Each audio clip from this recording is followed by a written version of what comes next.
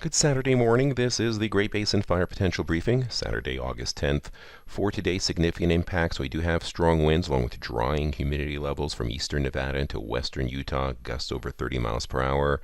Fuels are critically dry in some of these areas, or borderline critically dry, but still moisture eastern Utah, as well as up in parts of Idaho and far northwest Nevada.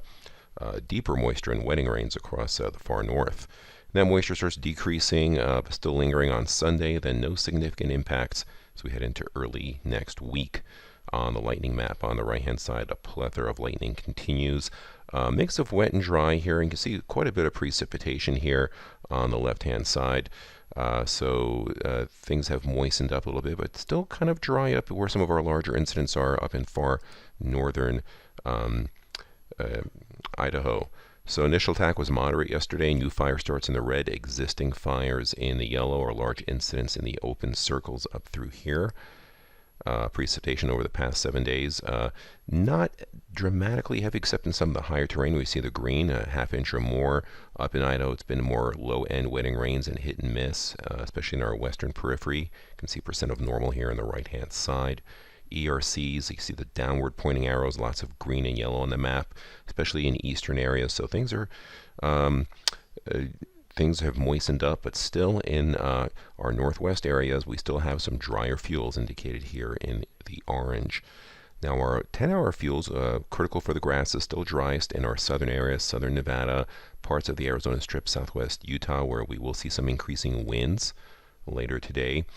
Live fuel moisture has really come into play in the last week or two. These are measurements taken about a week ago, and once they get below 100, like you see through here, the sagebrush becomes a pretty volatile component of the fire mix, even down here in the Arizona Strip. Satellite imagery, there's deep monsoonal moisture that's affecting our southeastern areas. Otherwise, we see drier air in these tight height lines indicating increasing winds with unseasonably deep low pressure off the northern California coast, also pumping in some moisture into Oregon and far northern Idaho, which will blossom later today.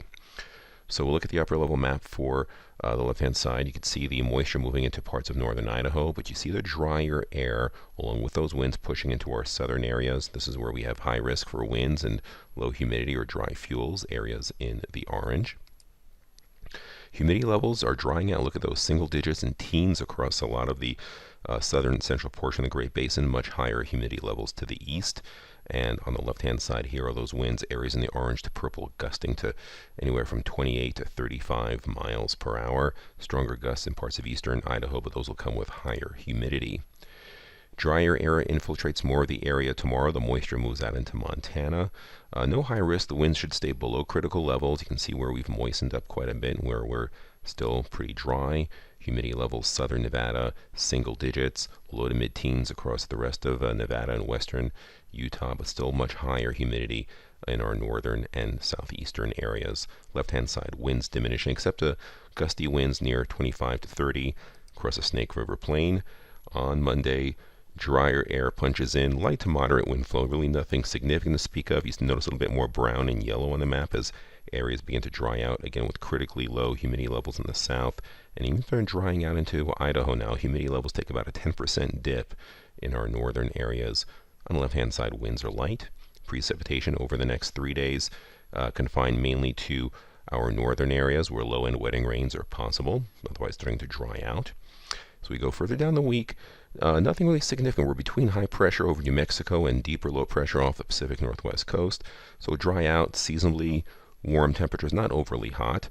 As we go into Wednesday and going into Thursday and Friday, notice how much we dry out. There's a trough of low pressure towards the end of the period, but no moisture. And on the right-hand side, notice how much our PSAs have dried out towards the end of that period. 7-day total precipitation, most of this is in the first 48 hours.